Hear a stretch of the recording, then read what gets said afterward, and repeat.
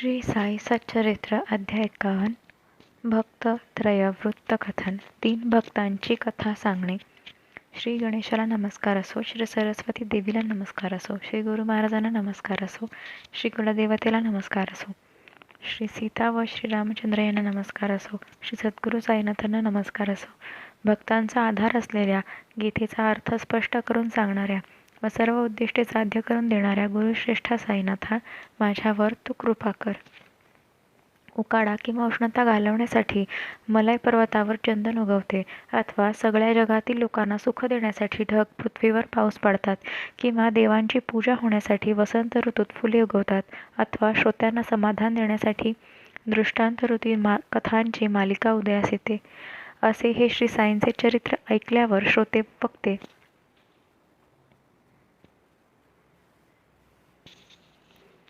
दोघेही पवित्र होतील. ते ऐकणाऱ्यांचे कान पवित्र होतील आणि ते गाणाऱ्यांचे तोंड पवित्र होईल. मागील अध्यायातील गीतेतील 4थ्या अध्यायातील तद्विधी प्रणिपातेन या 34व्या श्लोकाचे निरूपण करताना अज्ञान दूर झाले की ज्ञान कसे आपोआप प्रगट होते हे सांगितले.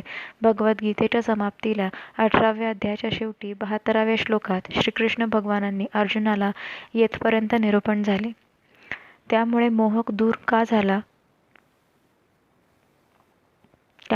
दूर झाला का हाच स्पष्ट प्रश्न केला. ज्ञान झाले का असे विचारले नव्हते.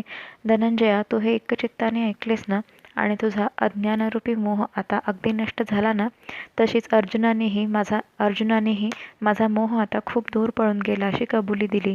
ज्ञानाची प्राप्ती झाली असे म्हटले नाही, तर मोहाचा नाश झाला असे म्हटले. अर्जुन म्हणाला, हे अच्युता, तुझ्या कृपेने माझा मोह नाश पावला. माझ्या कर्तव्याची मला आठवण झाली आणि माझा संशय फिटून मी सावध झालो आहे. आता तुझ्या म्हणण्याप्रमाणे मी वागेन, म्हणजे युद्ध करेन. मोह म्हणजेच अज्ञान होय. दिसायला मात्र 2 शब्द दिसतात, पण अर्थाने ते मुळेच वेगळे नाहीत. हे गीतेचा अर्थ जाणणाऱ्यांना माहीतच आहे. 11व्या अध्यायाच्या सुरुवातीला देखील अर्जुनाने श्रीकृष्णाला तू जे काही मला सांगितलेस त्याने माझा मोह दूर झाला असेच सांगितले होते.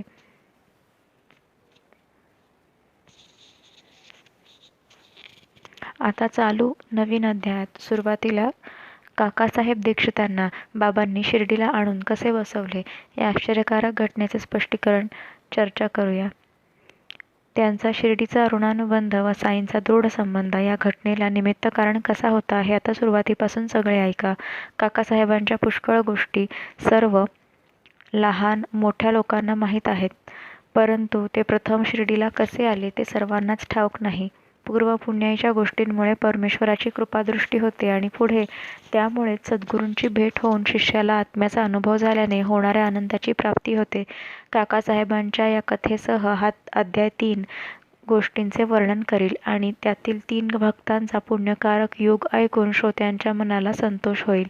परमार्थ प्राप्त करण्यासाठी इतर कोटी उपाय केले तरी सद्गुरूची कृपादृष्टी झाल्या वाचून परमार्थ हाती येत नसतो. याविषयीची गोड कथा ऐकली असता श्रोत्यांची हौस फिटेल आणि त्यांच्या मनात आपले कल्याण साधून घेण्याची आवड उत्पन्न होऊन ती वाढीला लागेल. हा अत्यंत पवित्र अध्याय गुरूंच्या भक्तांचे समाधान करणारा आहे. श्रोत्यांनी आपल्या हितासाठी तो सावधान चित्ताने ऐकावा. हरी सीताराम दीक्षित, जे काकासाहेब दीक्षित या नावाने प्रसिद्ध होते, त्यांची साईंचे भक्त प्रेमाने व आदराने आठवण काढत त्यांच्या पूर्वीच्या चरित्राचा वृत्तांत बहुश्रुत व रसिक श्रोत्यांना आनंद देणारा आहे. म्हणून ऐकण्याला उत्सुक झालेल्या भाविक भक्तांच्या सुखासाठी तो मी सादर करतो. इसवी सन 1909 पर्यंत ज्यांना पूर्वी साई हे नाव सुद्धा माहीत नव्हते, तेच पुढे साईंचे परम व प्रसिद्ध भक्त झाले. विश्वविद्यालयातील शिक्षणानंतर कित्येक वर्ष लोटल्यावर एकदा नानासाहेब चांदोरकर लोणावळ्यास आले. दीक्षित त्यांचे जुने स्नेही होते. फार वर्षांनी त्यांच्या भेटी झाल्या आणि त्यांनी एकमेकांशी सुखदुःखाच्या गोष्टी केल्या. लंडन शहरात गाडीत चढताना पाय घसरून दीक्षितांच्या पायाला दुखणे आले होते, जे शेकडो उपाय करूनही थांबले नव्हते. बोलता बोलता सहज त्या दुखण्याची गोष्ट निघाली आणि नानांच्या मनाला त्यासाठी श्री साईबाबांची उपयुक्तता आठवली. ते दीक्षितांना म्हणाले, हा पायाचा लंगडेपणा पूर्ण बरा व्हावा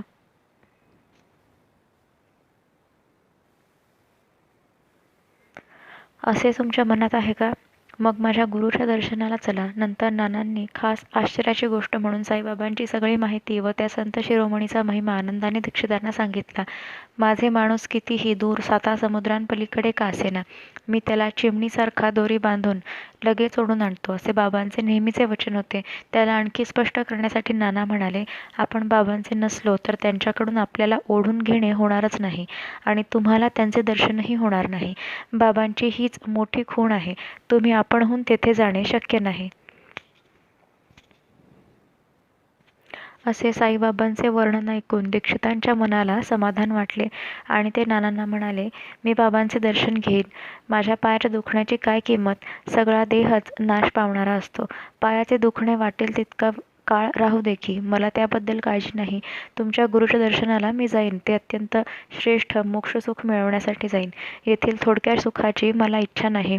त्याची मी मागणी करणार नाही. ब्रह्मावेगळे खरे सुख नसते. तेच एक अनमोल सुख असते. मी तुमच्या गुरुचा सेवक होईन. तोच या अमौलिक सुखासाठी होईन. माझ्या पायाचा लंगडेपणा राहू दे, त्याची मला काही काळजी नाही. परंतु माझ्या लंगड्या मनाला ताळ्यावर आणा, हीच माझी प्रार्थना असेल. साधन करून करून मी फारच थकलो आहे, परंतु माझे स्थिर मन राहत नाही. ताब्यात ठेवू म्हणावे तर नकळत निसटून जाते. मन आवरून कितीही दक्ष असले तरी नजर चुकवून ते पळून जाते आणि मनाला आश्चर्य वाटते. तरी नाना, तुमच्या गुरूंचे मी मनापासून दर्शन घेईन आणि माझ्या मनाचे लंगडेपण घालवा, अशी त्यांना प्रार्थना करेन. या नाशवंत शरीराच्या सुखाबद्दल जो उदास असतो व सदा टिकणाऱ्या अत्यंत श्रेष्ठ सुखाची ज्याला हौस असते, अशा भक्ताचा परमार्थ साधून देण्यातच साईबाबांना फार उल्हास वाटतो. धारासभेची निवडणूक हाच विषय सर्वांच्या तोंडी होता आणि जिकडे तिकडे सर्व ठिकाणी अनेक लोक याच कामात गुंतले होते. काकासाहेब दीक्षितही आपल्यासाठी लोकांची मते आपल्या बाजूला मिळवण्यासाठी मित्रांच्या भेटी घेत असताना अचानकपणे अहमदनगर येथे पोहोचले. काकासाहेब मिरीकर नावाचे तेथील एक सरदार, ज्यांच्याशी दीक्षितांचा फार घरोबा होता, त्यांच्या घरी दीक्षित सुखाने उतरले. त्याचवेळी अहमदनगर येथे भरणाऱ्या घोड्यांच्या प्रदर्शनाच्या कामी नाना प्रकारचे लोक निमग्न होते. कोपरगावचे मामलेदार बाळासाहेब मिरीकर त्या प्रदर्शनासाठी अहमदनगर शहरात हजर होते. ज्यासाठी दीक्षित आले होते ते सर्व काम आटोपले आणि आता शिर्डीला आपले जाणे कसे घडेल, कोण आपल्या बरोबर येईल, याचा विचार चालू झाला. येथील कार्यभाग उरकला आणि त्यांना शिर्डीची वाट डोळ्यांसमोर दिसू लागली. साईबाबांचा दर्शन योग घडावा हा एकच ध्यास त्यांना लागला. माझ्याबरोबर कोण येईल, बाबांच्या समोर कोण मला नेईल आणि त्यांच्या पायांवर घालेल, याचीच सारखी काळजी त्यांना लागली. निवडणुकीचे काम संपल्यावर शिर्डीला कसे जावे याची चिंता दीक्षितांना लागून राहिली आणि त्याबद्दल मिरीकरांना ते उत्सुकतेने विनंती करू लागले. काकासाहेब मिरीकर व त्यांचे चिरंजीव बाळासाहेब हे दोघेही दीक्षितांबरोबर कोणी जावे याची परस्पर चर्चा करू लागले. दोघांपैकी कोणीही एक गेल्यास आणखी कोणासोबतीची जरुरी नाही, तर दोघांपैकी नक्की कोणी एकाने जावे याचा अगत्याचा विचार चालला. मनुष्याच्या मानवी कल्पना असतात, तर ईश्वराची दुसरीच योजना असते. दीक्षितांच्या शिर्डीला जाण्याबद्दल वेगळीच अनपेक्षित घटना उद्भवली. इकडे दीक्षितांना अशी तळमळ लागली होती, तर दुसरीकडे आपल्या भक्ताची प्रबळ इच्छा पाहून श्री साई समर्थ कळवळले कसे आणि त्यांची चळवळ पहा. दीक्षित असे काळजीने विचार करत बसले असताना अहमदनगरला माधवरावच आले आणि सगळ्या लोकांना आश्चर्य वाटले. माधवरावांना त्यांच्या सासऱ्यांनी अहमदनगरहून तार केली होती की, तुमची सासू फार बेजार आहे, तरी लगेच सहकुटुंब भेटायस यावे. तार येताच तयारी केली आणि बाबांची आज्ञा मिळताच ते दोघे चिथळी स्टेशनावर गेले. 3 वाजताची गाडी गाठली आणि ते दोघे अहमदनगरास पोहोचले. टांगा जाऊन घरच्या दाराशी थांबला आणि दोघे खाली उतरू लागले. इतक्यात दैवयोगाने नानासाहेब पानसे व अप्पासाहेब गद्रे प्रदर्शनाच्या निमित्ताने त्या मार्गाने जात होते. अचानकपणे माधवराव टांग्यातून उतरताना त्यांच्या दृष्टीस पडले आणि त्यांना फार आश्चर्य वाटले. त्यांचा आनंद हृदयात मावेना. ते मनात म्हणाले, पहा, तेथे सुदैवाने माधवराव म्हणजे शिर्डीचे बडवेच आले आहेत. आता त्यांच्याहून आणखी चांगले कोणी दीक्षितांना शिर्डीला घेऊन जावे. मग त्या दोघांनी माधवरावांना हाक मारून सांगितले, मिरीकरांच्या येथे काकासाहेब दीक्षित आले आहेत. तुम्ही जाऊन बाबांचे कौतुक पहा. दीक्षित आमचे अलौकिक जुने स्नेही आहेत. तुमच्या येण्याने त्यांना फार सुख होईल. अशा प्रकारे माधवरावांना निरोप देऊन पानसे व गद्रे यांनी ही गोष्ट दीक्षितांना कळवली. जे ऐकून त्यांची काळजी दूर झाली आणि मनाला फार संतोष वाटला. माधवराव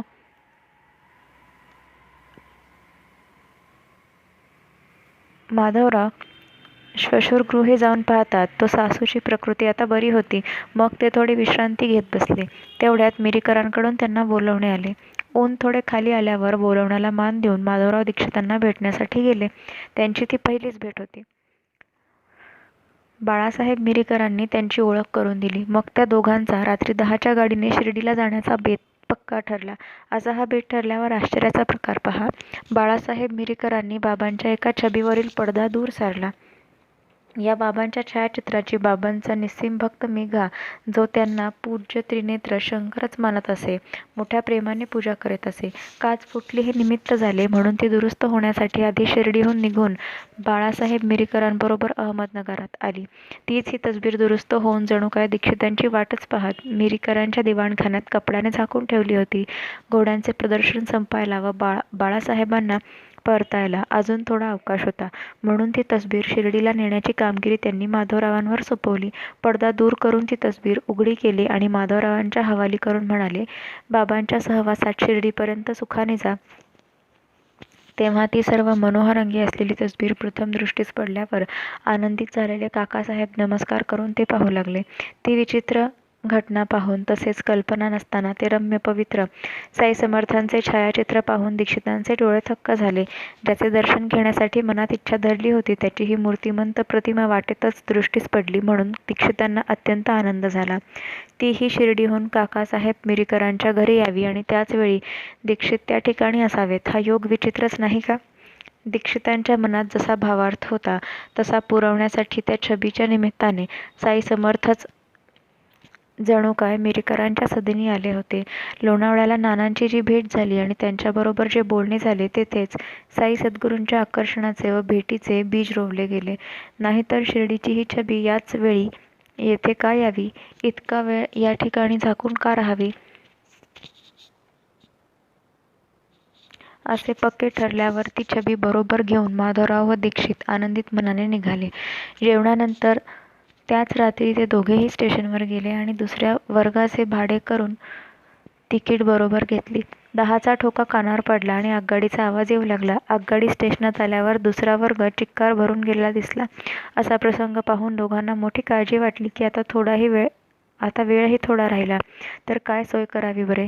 या गर्दीपायी आपल्या ठिकाणी परत जावे आणि शिर्डीला उद्या जावे असा त्या दोघांनी निश्चय केला. इतक्यात अचानक गाडीचा गार्ड दीक्षितांना ओळखीचा दिसला आणि त्याने त्यांच्या पहिल्या वर्गात निश्चिंतपणे बसण्याची व्यवस्था केली.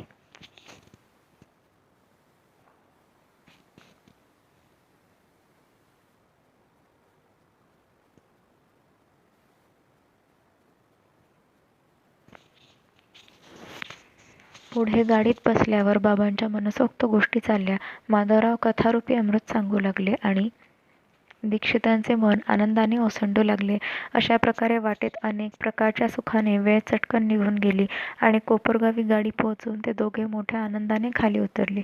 इतक्यात त्याच वेळी नानासाहेब चांदोरकरांना स्टेशनवर अचानक पाहून दीक्षित आनंदाने भारून गेले आणि मग ते एकमेकांना भेटले. नानासाहेबही बाबांचे दर्शन घेण्यासाठी शिर्डीला निघाले होते. हा असा अनपेक्षित योग पाहून तिघांनाही मोठे आश्चर्य वाटले. मग ते तिघे टांगा करून बोलत चालत तेथून निघाले आणि वाटेत गोदावरी नदीत स्नान करून शिर्डीला येऊन पोहोचले. पुढे साईबाबांचे दर्शन होताच दीक्षितांचे मन विरघळले, डोळे अश्रूंनी भरले आणि आत्म्याची जाणीव झाल्याने होणारे आनंदरूपी पाणी भरपूर वाहून बाहेर पडले. मग साईबाबा त्यांना स्पष्टच म्हणाले, मीही तुझी वाट पाहून श्याम्याला तुझी भेट घ्यायला थेट अहमदनगरला पाठवले. हे ऐकून दीक्षितांचे शरीर रोमहर्षित झाले, गळा भरून आला, मन सुखाने परिपूर्ण झाले आणि सर्व अंगाला घाम सुटला, शरीराला सूक्ष्म कंप सुटला.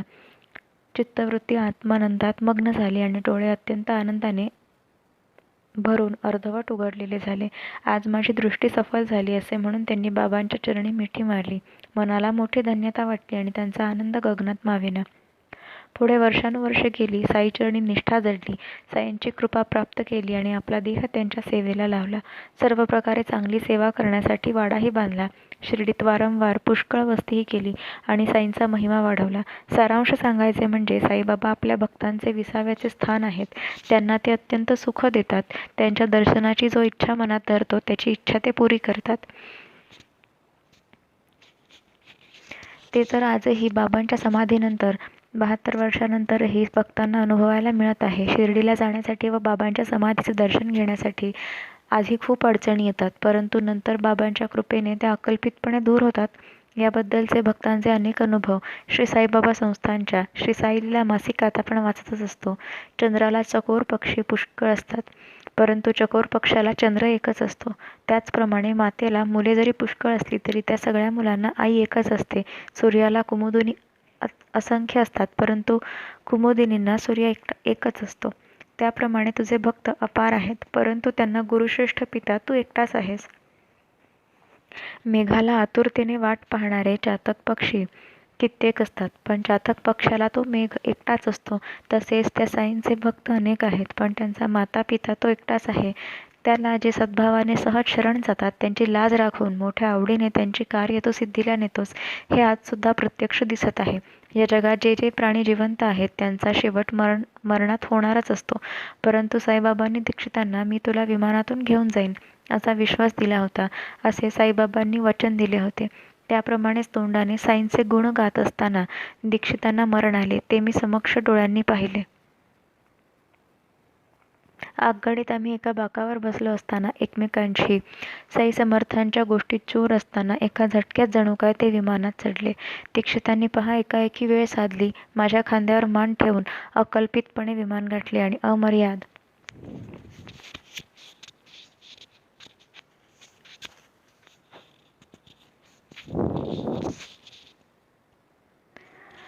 आणि अमर्याद व शाश्वत सुख पावते झाले. नाही आळा, नाही पीळ, नाही घरघर, नाही कळ, बोलता चालता सर्वांच्या देखत त्यांच्या शरीराची हालचाल बंद पडली. अशा प्रकारे मनुष्यत्वाची भूमिका सोडून गेली. आपल्या आत्म्यात आपली प्राणज्योत मिळवली. विमानमार्गे म्हणजे एका झटक्यात स्वस्वरूपी ती स्थापली आणि ती आत्मज्योत ब्रह्मज्योतीत विलीन झाली. मरणसमयी दीक्षितांचे साईचरणी ध्यान लागलेले असल्याने त्यांचा देहाभिमान पूर्णपणे गळला होता. वृत्ती समाधान पावली होती आणि म्हणून त्यांचा देह पूर्णपणे कृष्णार्पण झाला. शके 1848 ज्येष्ठ वद्य एकादशीच्या दिवशी कर्मभूमीचा त्याग करून दीक्षित ब्रह्मपदाला पावले. दीक्षितांचे हे देहावसान म्हणा की त्यांना विमान आले म्हणा, परंतु ते साईचरणी विलीन झाले ही गोष्ट कोणालाही मान्य होईल.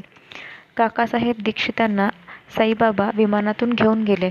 त्या घटनेबद्दल अविश्वास दाखवण्याचे काहीच कारण नाही. अशी घटना आपल्याकडे पूर्वी संत तुकारामांच्या बाबतीत घडलेली प्रसिद्धच आहे. दीक्षितांचे एकादशीच्या दिवशी आगगाडीत बाबांच्या गोष्टी करता करता एकाएकी झालेले मरण म्हणजे जणू काय त्यांच्यासाठी बाबांचे विमानच आले होते. त्याबद्दलचे विस्तारपूर्वक सुंदर विवेचन परमपूज्य नरसिंह स्वामीजी यांनी आपल्या लाईफ ऑफ साईबाबा या इंग्रजी ग्रंथाच्या दुसऱ्या भागात काकाज डेथ अँड सद्गती या शीर्षकाखाली केले आहे. त्याचे मराठीतील रूपांतर वाचकांना आवडेल आणि उद्बोधक वाटेल म्हणून खाली देत आहे. भक्तांच्या जीवनाला योग्य गती देताना भक्तांच्या त्याबद्दलच्या भावनांचा, विशेष करून जर त्या शास्त्राला व समाजरूढीला धरून असल्या तर त्याचा विचार भक्तांच्या समाधानासाठी साईबाबा साहजिक करत असतात. एकादशीच्या दिवशी मरण आले म्हणजे मनुष्य स्वर्गात जातो असा सार्वत्रिक समज आहे. काकासाहेबांची ही तशी श्रद्धा होती. श्री साई सच्चरित्रासाठी लिहिलेल्या उपोद्घातात त्यांनी असा उल्लेखही केला आहे. त्यातून काशीराम शिंपी व म्हाळसापती यांना एकादशीच्या दिवशी मरण आलेले त्यांनी पाहिले होते. तेव्हा स्वतःलाही बाबांनी तसेच एकादशीच्या दिवशी मरण द्यावे अशी काकांची इच्छा असणारच. मृत्यूच्या आदल्या दिवशी म्हणजे 4 जुलै 1926 रोजी रात्री काकांच्या नित्यनेमाच्या एकनाथ महाराजांच्या भावार्थ रामायणातील पठणात सुंदरकांडातील 21व्या अध्यायातील गजेंद्र मोक्षाची कथा वाचण्यात आली होती. नंतर झोपल्यावर त्यांना स्वप्न पडले होते, ज्यात त्यांनी अण्णासाहेब दाभोळकरांना साईबाबांना घट्ट मिठी मारताना पाहिले होते. हे स्वप्न त्यांनी दुसऱ्या दिवशी अण्णासाहेबांना, माधवराव देशपांड्यांना व इतर भक्तांना सांगितले होते. दुसरे म्हणजे मृत्यूच्या दिवशीच्या सकाळच्या एकनाथी भागवताच्या पारायणातही त्यांनी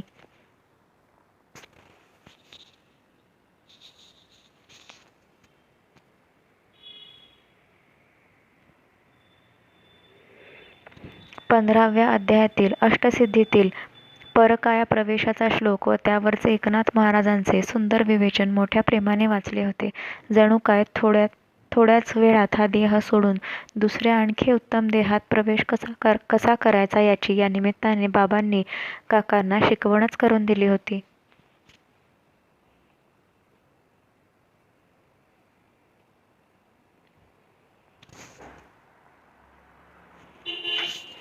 5 जुलै 1926 रोजी एकादशीच्या दिवशी काकासाहेब विले पार्लेहून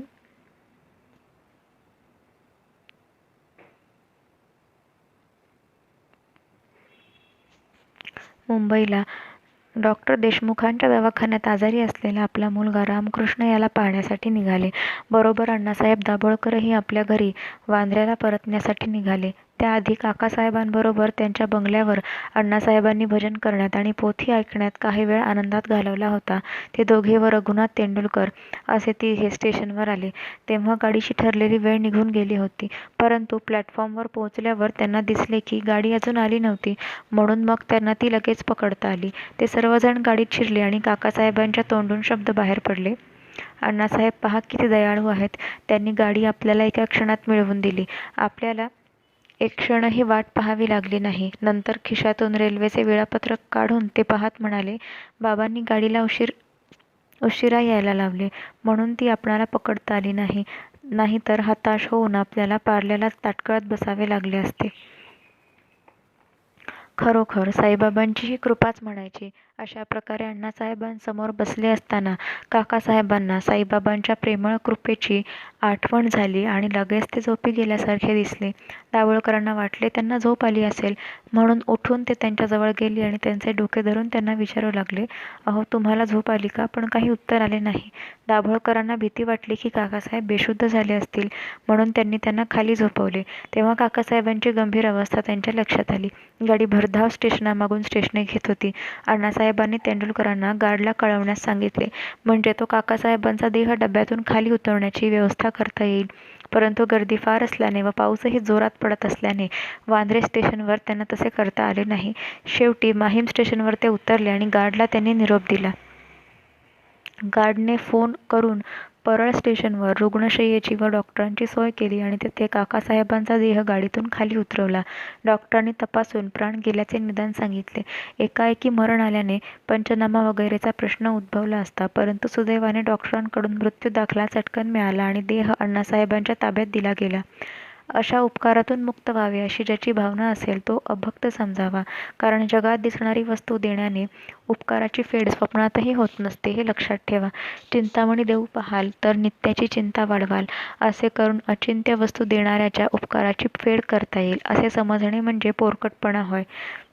गुरुला कल्पतरू अर्पण करू जाल तर तो गुरु स्वतःच निर्विकल्प वस्तू देण्यात कुशल असतो. मग त्यामुळे ऋणमुक्त होता येईल का? आता या सर्वांपेक्षा गुरुला परीस देऊ पाहाल तर परीस लोखंडाचे सरस सोने करील, परंतु गुरु ब्रह्मरस पाजेल. गुरुला कामधेनू अर्पण कराल तर आणि गुरुने केलेल्या उपकारातून मुक्त झालेले मानाल तर अत्यंत कष्ट वाढवाल. कसलीही अपेक्षा न ठेवणारा गुरु स्वतः कसलेही कष्ट व त्रास नसलेली गोष्ट देत असतो. अखिल विश्वातील संपत्ती देऊन जे गुरुचे उपकार फेडू इच्छितात, मायेने रचलेली खोटी वस्तू मायेने न रचलेली खरी वस्तू देणाऱ्यास देतात, म्हणून ते काय उपकारातून मोकळे झाले. देह गुरुवरून ओवाळून टाकावा तर तो केवळ नाश पावणारा असतो. सद्गुरु सत्य वस्तू सदाता असतो. त्याला खोटी वस्तू अर्पण करून ती देणारा उपकाराची फेड करू शकेल ही गोष्ट कधीच शक्य नाही. म्हणून अनन्य श्रद्धेने दंडवत लोटांगण घालून उपकाराची आठवण करून सद्गुरूंच्या पायी मस्तक ठेवून त्यांना नमस्कार करावा. गुरुच्या उपकाराची सतत आठवण ठेवणे हे शिष्याचे भूषण आहे. त्यातून जे मुक्त होऊन पाहतात ते आत्मसुख गमावून बसतात. इतकी कथा ऐकून श्रोत्यांची तहान वाढली आणि त्यांची उत्सुकता पाहून एक लहानशी कथा मी सांगतो.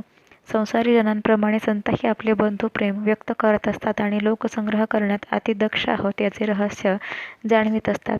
किंवा साई स्वतः आपल्या भक्तांचे कल्याण करण्याकरता त्या त्या भूमिकेचे खुद्द जातीने रूप धारण करून परमार्थाचे शिक्षण देत असतात. यासंबंधीची संक्षिप्त कथा श्रोत्यांनी लक्ष देऊन ऐकावी, म्हणजे संतांना काही न सांगता सवरता दुसऱ्या संतांची योजना कशी समजते ते कळेल. एकदा गोदावरी नदीच्या काठी प्रसिद्ध राजमहेंद्र शहरी सरस्वती पद धारण करणारे श्री वासुदेवानंद स्वामी यांची स्वारी आली. हे थोर दत्तभक्त टेंबे स्वामी म्हणूनही ओळखले जात. जन्म 1855 माणगाव, सावंतवाडी सिंधुदुर्ग. समाधी 1914 गुजरातमध्ये नर्मदे काठी गरुडेश्वर येथे. ते महान व थोर अंतर्ज्ञानी होते. कर्ममार्गाचे कट्टे अभिमानी होते. त्यांची कीर्तिरूपी गंगा पृथ्वीच्या पाठीवर गरजून राहिली होती. कर्णोपकरणी गोष्ट ऐकून नांदेड शहराच्या पुंडलिकराव वगैरे भाविक मंडळींनी त्यांचे दर्शन घेण्याचा बेत पक्का केला. पुढे ही मंडळी निघाली. राजमहेंद्र शहरी येऊन पोहोचली आणि प्रातःकाळी गोदावरीच्या काठी स्वामींच्या दर्शनाला जाण्यासाठी तयार झाली. पहाटेची वेळ होती. समस्त नांदेडकर मंडळी तोंडाने स्तोत्रपाठ म्हणत गंगेकडे गोदावरीकडे निघाली. स्वामींना तेथेच उभे असलेले पाहून मंडळींनी त्यांना सद्भावाने साष्टांग नमस्कार केला. सहज कुशल प्रश्न चालले असताना शिर्डीची गोष्ट निघाली. साईबाबांचे नाव कानी पडताच स्वामींनी हात जोडून नमस्कार केला आणि म्हणाले, आमचे ते निष्काम बंधू आहेत. आम्हाला त्यांच्याविषयी मोठे प्रेम आहे. नंतर तेथील एक श्रीफळ घेऊन पुंडलिकरावांना देऊन ते म्हणाले, तुम्ही शिर्डीला जाल तेव्हा आमच्या बंधूंच्या चरण कमलांना वंदन करून त्यांना हे अर्पण करा.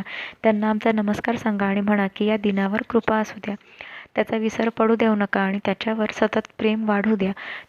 तुम्ही पुन्हा शिर्डी गावाला जाल तेव्हा आठवण ठेवून माझ्या बंधूला हे आदरपूर्वक अर्पण करा. आम्ही स्वामींनी कोणाला नमस्कार करू नये असे आम्हाला बंधन असले तरी त्या नियमाचे वेळप्रसंगी उल्लंघन करणे कल्याणकारक असते. म्हणून साईंचे दर्शन घेताना ही गोष्ट विसरू नका आणि स्मरणपूर्वक हे श्रीफळ साईचरणी अर्पण करा.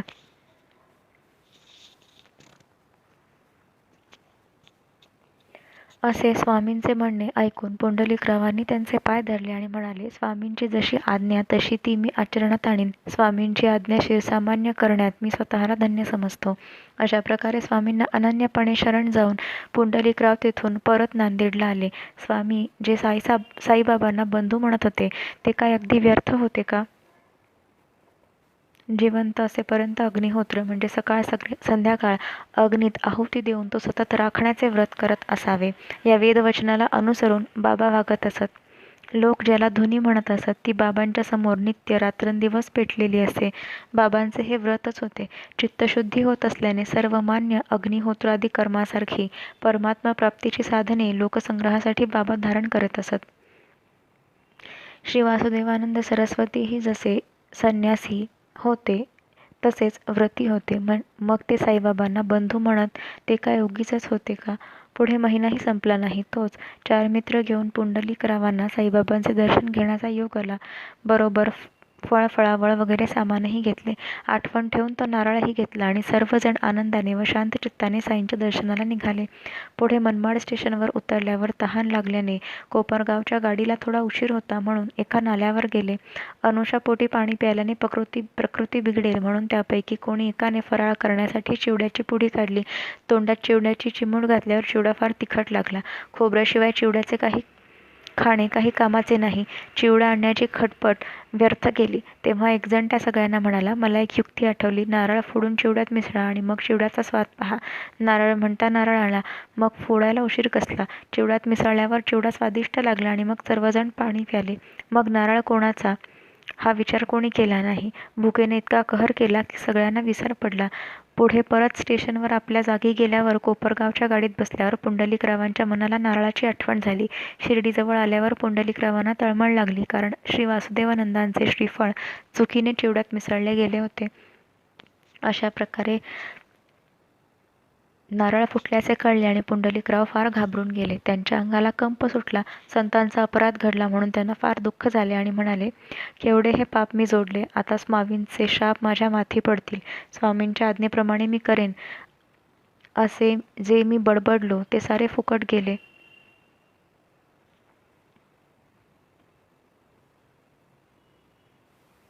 श्रीफळाची अशी गत झाली आणि पाहता पाहता अशी फसवणूक झाली म्हणून पुंडलिकरावांचे चित्त आश्चर्याने तटस्थ झाले.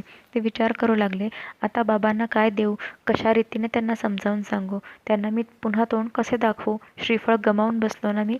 साईचरणी जे समर्पण होणार होते त्याचा फराळ झालेला पाहून पुंडलिकराव मनात खिन्न झाले आणि म्हणाले, हा तर संतांचा अपमान झाला. आता बाबा जेव्हा नारळ मागतील तेव्हा सगळ्यांची तोंडे उतरलेली असतील, कारण मनमाड येथे त्याचा फराळ केला याबद्दल त्यांच्या मनात खळबळ चाललेली असेल. आज नारळ जवळ नाही असे सांगावे तरी लाज वाटेल आणि खोटे सांगून तर भागणार नाही, कारण साई महाराज सर्व साक्षी आहेत. साईंचे दर्शन घेऊन मंडळी सुखावली. त्यांचे डोळे आनंदाश्रूंनी भरले आणि त्या सगळ्यांचे चेहरे प्रसन्न झाले. आता आम्ही रात्रंदिवस बिनतारेचे संदेश पाठवतो आणि अभिमानाने त्याचा मोठा दिमाग दाखवतो, परंतु यासाठी अपार पैसा खर्च करून त्यांची ठिकाणे उभारावी लागतात. या संतांना मात्र अशी साधने लागत नसतात. मनानेच ते संदेश पाठवित असतात. स्वामींनी पुंडलिकरावांना ज्यावेळी नारळ दिला त्यावेळी पूर्वी त्यांनी हा बिनतारी संदेश साईबाबांना पाठवला होता. पुंडलिकरावांनी दर्शन घेताच साईबाबा आपणहून त्यांना म्हणाले, माझ्या बंधूंकडून आणलेली माझी वस्तू आण. त्यावर खिन्न झालेले पुंडलिकराव श्रीबाबांचे पाय धरून म्हणाले, काय सांगू मी, क्षमा मागितल्याशिवाय मला दुसरा उपाय नाही. नारळाची आठवण मला होती, परंतु पाण्याची तहान भागवण्यासाठी जेव्हा आम्ही ओढ्यावर गेलो तेव्हा त्याचा आम्हाला सर्वांना विसर पडला. तिथे चिवड्याचा फराळ करताना हाच नारळ फोडून मिसळला गेला. म्हणून आता दुसरे श्रीफळ आणतो, त्याचा आपण न रागावता स्वीकार करा. असे म्हणून श्रीफळ आणण्याकरता पुंडलिकराव उठू लागले. तोच साईबाबांनी त्यांचा हात धरून थांबवले. त्यावर पुंडलिकराव आणखी बोलले, अजाणतेपणी माझ्याकडून विश्वास दाखवून फसवणूक घडली आहे. कृपाळू मला पदरात घ्या. कृपावंत आपण मला क्षमा करा. मी आपला अतिशय अपराधी आहे. स्वामींसारख्या सज्जन साधूंच्या वचनाचा अनादर करून जे मी आपणाला अर्पण करायचे ते फळ मीच खाऊन टाकले आहे. हे तर संतांच्या मर्यादेचे उल्लंघन झाले. केवढा मी महान अपराधी आहे. कसा असा मी बेशरम झालो. हे पाप फेडण्याचा काही उपाय असेल का? मग घडलेली ही सर्व हकीकत ऐकून श्री साईनाथ हसून बोलले, व्यवस्थित ठेवता येत नव्हता तर हातात नारळ कशाला घ्यावा? तुम्ही माझी वस्तू मला न चुकता द्याल असे वाटून माझ्या बंधूने तुमच्या म्हणण्यावर अत्यंत विश्वास ठेवला. त्याचा परिणाम असा व्हावा का? हे असेच भरोशाचे का तुम्ही? माझ्या बंधूंची इच्छा पुरी झाली नाही असेच का तुमचे काम? इतर कितीही दिले तरी त्या श्रीफळाची बरोबरी होणे शक्य नाही. घडायचे ते आता घडले. त्याबद्दल खिन्नता आता कशासाठी वाटून घ्यायची? स्वामींनी जो नारळ दिला ती ही माझीच इच्छा होती. माझ्याच इच्छेमुळे तो फुटला. तेव्हा त्याचा आपलेपणा किंवा कर्तेपणा विनाकारण तू कशाला घेतोस? अहंकाराची बुद्धी धरतोस म्हणून तू स्वतःला अपराधी मानून घेतोस. एवढे निरअहंकार कर्तृत्व साध, म्हणजे सगळा त्रास चुकेल.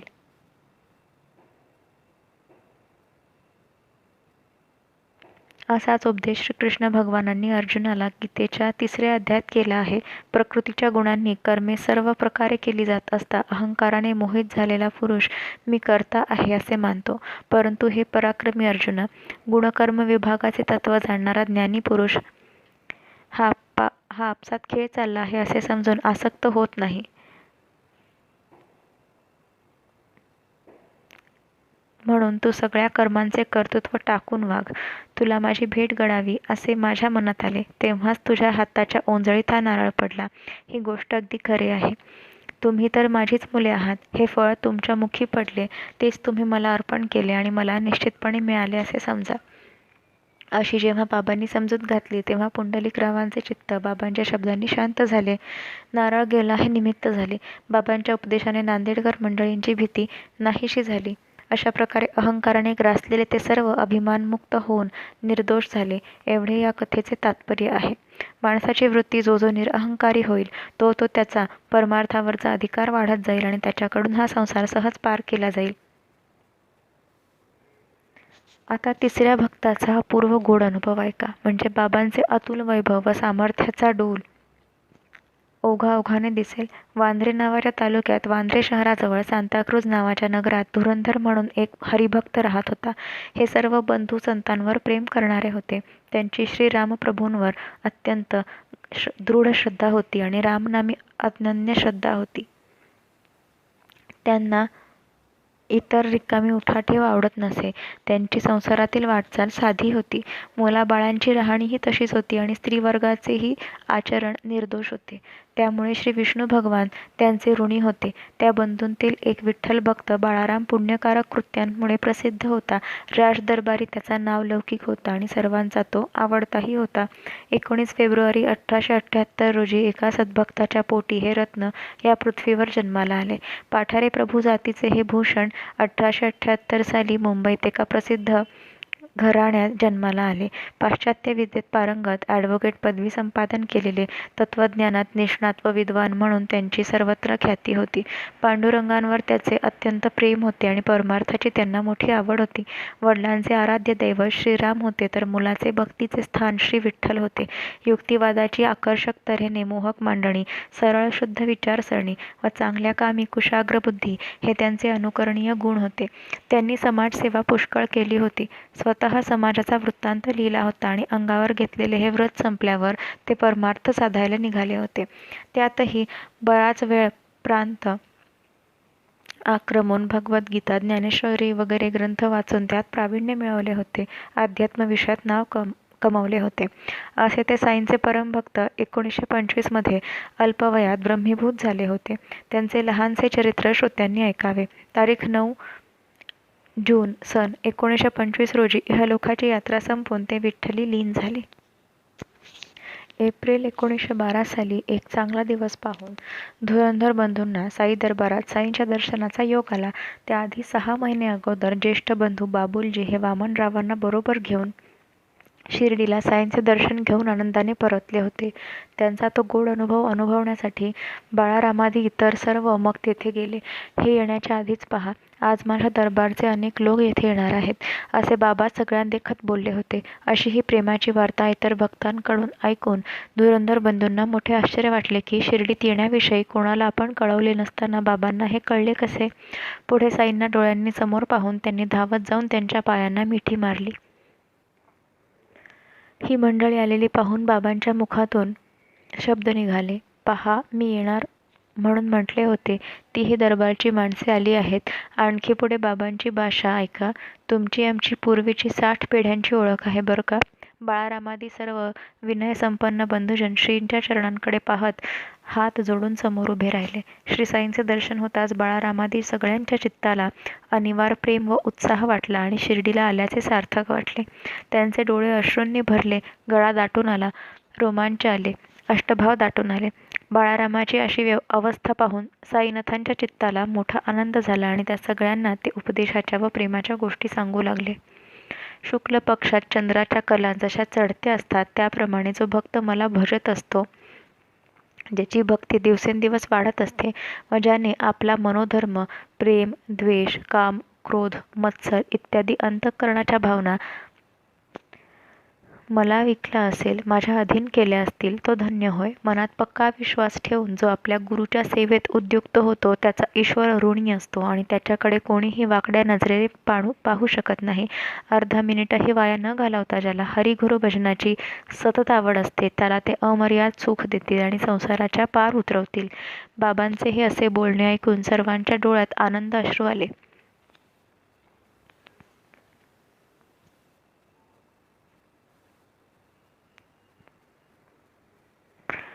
आणि चित्त प्रसन्न होऊन त्यांचे अंतःकरण सद्गतीत झाले. नंतर वंदन करून त्या सर्वांनी साई वाक्यरूपी फुलांची माळा आपल्या गळ्यात घातली आणि भक्तीचा उमाळा येऊन त्या सर्वांना आनंद झाला. पुढे ते वाड्यात आले. भोजनानंतर थोडी विश्रांती घेतली. 3ऱ्या प्रहरी पुन्हा द्वारकामाईत गेले आणि बाबांना साष्टांग नमस्कार घातला. बाळाराम अति नम्रपणे बाबांचे पाय चेपू लागले. बाबांनी चिलिंग पुढे करून बाळारामांना ती ओढण्याकरता खुणावले. बाळारामांनी मग सवय नसताना प्रसाद म्हणून मोठ्या प्रयत्नाने ओढून ती चिलीम बाबांच्या हाती परत दिली आणि सद्भावाने नमस्कार केला. खरोखर तो दिवस बाळारामांना भाग्याचा लाभला पहा. त्या दिवसापासून त्यांचे दम्याचे दुखणे जाऊन त्यांना पूर्ण बरे वाटले. दमा काही 1-2 दिवसांचा नव्हता, तो पूर्ण 6 वर्षांचा होता. कानात मंत्र सांगावा तसा त्या चिलमीचा प्रभाव पडला. चिलमीचा एक झुरका मारून ती नमस्कारपूर्वक परत केली आणि त्या क्षणापासून दमा जो गेला तो केव्हाही परत उठलाच नाही. मात्र मध्ये एके दिवशी बाळारामांना खोकला उठला. ते पाहून सर्वांना आश्चर्य वाटले. खोकल्याचे कारण कोणालाच कळेना. मागून चौकशी करता बाबांनी त्याच दिवशी देह ठेवला हे सर्वांना कळले आणि आपल्या भक्ताला त्याबद्दलचा इशारा दिला हे पटले. बाळारामांना ज्या दिवशी ठसका लागला त्याच दिवशी बाबांनी आपला देह धरार्पण केला आणि जणू काय ही सूचनाच त्यांना दिली. तेव्हापासून पुन्हा मरेपर्यंत त्यांना कधीच खोकला उठला नाही. अशा चिलमीच्या अनुभवाचा कोणाला विसर पडेल का? शिर्डीतला तो दिवस गुरुवारचा होता. त्यातून तो चावडीच्या मिरवणुकीचा निघाला. त्यामुळे दुप्पट आनंदाचा तो दिवस धुरंधर मंडळींना खरोखर आठवणीत ठेवण्यासारखा झाला. त्या दिवशी रात्री 8 पासून 9 पर्यंत अंगणात बाबांच्या समोर टाळ मृदंगाच्या तालात भजन रंगात येत असे. भक्तगण एकीकडे अभंग म्हणत आणि दुसरीकडे पालखी शृंगारीत. पालखी तयार झाल्यावर बाबा चावडीला जाण्यासाठी निघत. पूर्वी 37व्या अध्यायात या चावडीची अपूर्वता सविस्तरपणे वर्णिली आहे, ते पहा. तिथे तिचे येथे पुन्हा थोडक्यात वर्णन करतो. बाबा एक रात्र मशिदीत व दुसरी चावडीत काढत असत. बाबांचा हा नेम सतत देहत्यागापर्यंत अखंडित चालला होता. चावडीचा सोहळा पाहण्यासाठी प्रेमळ बाळारामांना मोठी उत्सुकता होती, म्हणून त्यासाठी धुरंधर मंडळी तेथे चावडीच्या वेळी येऊन पोहोचली. शिर्डी क्षेत्राचे स्त्री पुरुष बाबांना बरोबर घेऊन उत्साहाने जय जयकार करीत चावडीवर जाण्यासाठी निघाले. ज्याच्या अंगावर शोभेसाठी भरजरी वस्त्र घातले आहे, सुंदर दागिने चढवले आहेत आणि ज्याचे नाव सुद्धा श्यामसुंदर आहे, असा जो बाबांचा घोडा पुढच्या बाजूला थयथय नाचत असे. शिंगे, कर्णे, तुताऱ्या वाजत असत आणि शृंगारलेल्या श्यामकर्ण घोड्यासह पालखीबरोबर भक्तांनी वेढलेले व डोक्यावर छत्र धरलेले श्री साई मिरवत चालत असत. भक्तजन हातात ध्वजपताका घेत, श्रींच्या डोक्यावर छत्र धरीत, मोरचिलांसह चौऱ्या ढाळीत आणि चारी बाजूंना मशाली धरत असत. चांगला आवाज करणारा मृदुंग घेऊन, टाळ घोळादी मधुर स्वरांची वाद्ये घेऊन भक्तांचा घोळका भजन करीत बाबांच्या दोन्ही बाजूंना चालत असे. ती रम्य मिरवणूक जेव्हा चावडीच्या समोर येत असे, तेव्हा बाबा थांबून उत्तरेकडे तोंड करून विधीपूर्वक काही हातवारे करीत, उजव्या बाजूला बाबांचा भगत म्हाळसापती आपल्या हाताने बाबांच्या खांद्यावरच्या कपड्याचे टोक धरीत असे आणि डाव्या बाजूला तात्या पाटील कंदील घेऊन चालत असे. आधीच बाबांचा चेहरा पिवळसर गोरा होता. त्यातच दिव्यादिकांचा प्रकाश मिसळला गेल्याने त्याला तांबे मिसळलेल्या पिवळ्या सोन्याप्रमाणे रंग येई आणि सूर्योदयाच्या पूर्वी दिसणाऱ्या तांबड्या प्रकाशाने शोभू लागे. धन्य त्या काळचे ते पवित्र दर्शन! उत्तरेकडे एकाग्र चित्त करून उजवा हात अर्धवट उंचावून जणू काय ते कोणाला बोलवीतच असल्याचे वाटत असे. तेथून पुढे चावडीकडे नेऊन भक्तजन बाबांना सन्मानाने बसवीत आणि अंगाला चंदन चोळून दिव्य वस्त्र व अलंकार नेसवीत. कधी कलगी तुऱ्यासह पागोटे, कधी सुंदर मुकुट, तर कधी गहिऱ्या रंगाचा जरीकाठी फेटा डोक्यावर ठेवून मोहक भरजरी पोशाख चढवत आणि गळ्यात प्रेमाने हिरे, मोती, माणिक, पाचूच्या माळा घालीत. कोणी बाबांच्या कपाळावर कस्तुरीचा सुंदर टिळा लावीत, तर कोणी पाय धूत आणि अर्घ्यपाद्याती पूजा अर्पण करीत, तर कोणी केशराची उटी लावत, तर कोणी तोंडात विडा देत असे.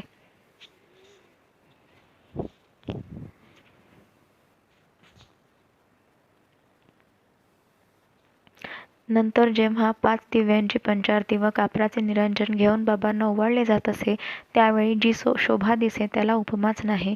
पंढरपुरास पांडुरंगाची मूर्ती ज्या दिव्य तेजाने शोभते, त्याच तेजाने साईंचे मुखमंडल शोभत असलेले पाहून धुरंधर आश्चर्यचकित झाले.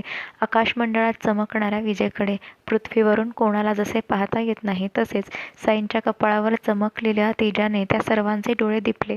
पहाटे काकड आरतीला धुरंधर मंडळी गेली, तेथेही बाबांच्या मुखावर तेजाची तीच स्थिती पाहिली.